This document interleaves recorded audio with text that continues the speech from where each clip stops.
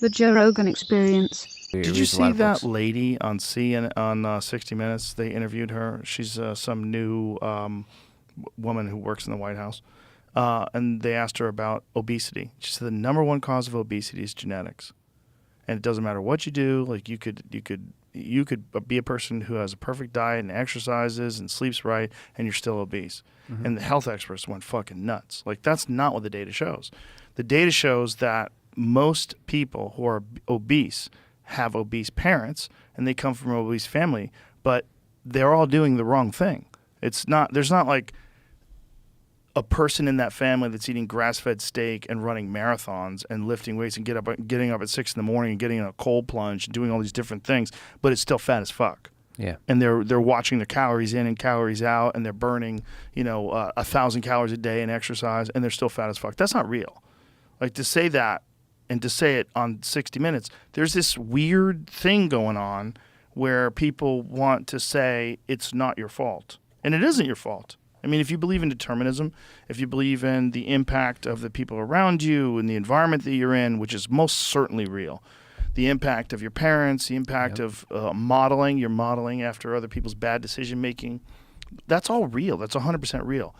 But to say that all obesity is just genetic is bonkers. That's a bonkers thing to say, and it discredits all these people that we know that were obese that without surgery lost all that weight and looked great.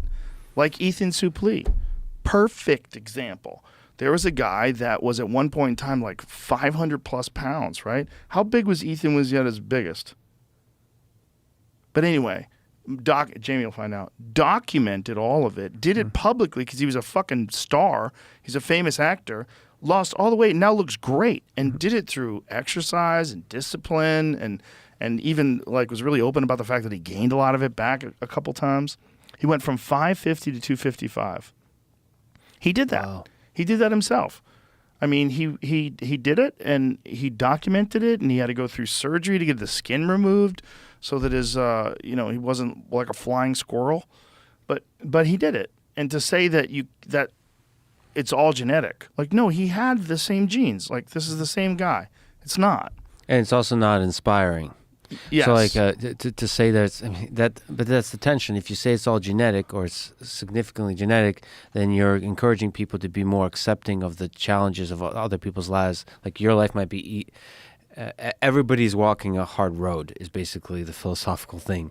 That you don't, just because it's easy for you to exercise doesn't mean it's easy for others to exercise. Sort of. But aren't they also saying you don't even have to walk that road because it's not going to help you? Yeah, exactly. So that's a very poor statement of that. It's a trade-off. I mean, it's a different philosophy. Pull yourself up by your bootstraps. Right. It's a really inspiring, powerful, empowering philosophy. But it's like, sometimes it's harder. You than others. You can't say that because different people have different. Some people don't even have fucking shoes. Yeah. Like the idea of pull yourself up by your bootstraps is stupid. And I did it. Why didn't you? No, you did it with your life.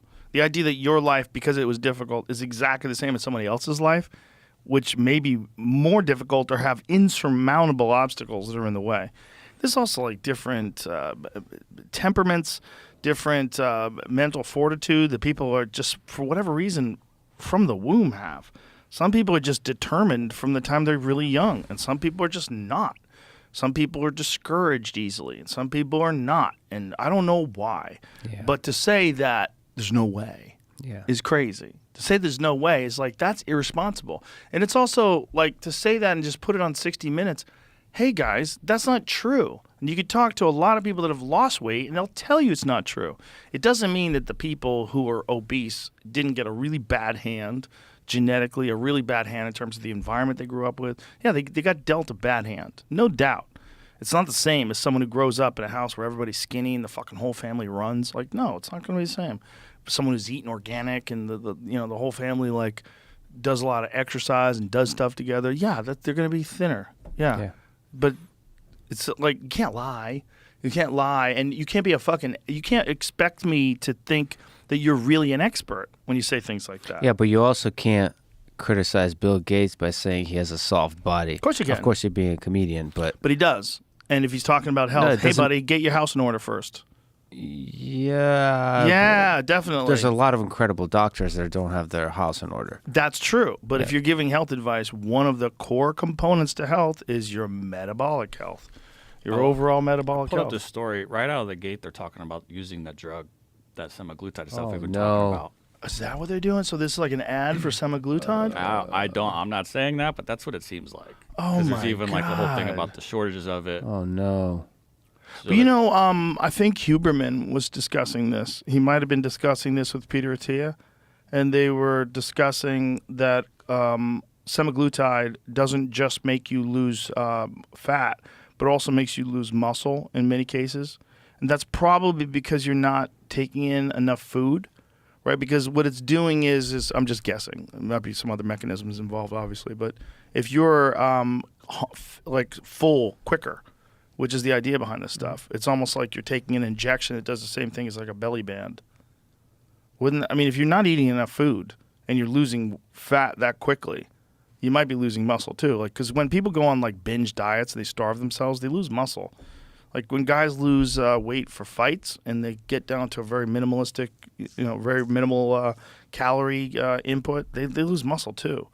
Like when someone cuts themselves down from like 205 and fights at 170, 100% they're going to lose some muscle too. Yeah, but there's an interesting. So for fighting is different, but there's if you're doing it in a healthy way, for your own personal life, there might be some strength training combined. I mean, that's a really interesting dynamics, right? How do you lose weight while maintaining muscle mass? Well, it depends on how many calories you're burning. Much of the weight loss resulting from GLP-1 agonists is the loss of muscle, bone mass, and other lean tissue rather than body fat. Holy shit. It's dark. For example, a 2021, but at least you look good.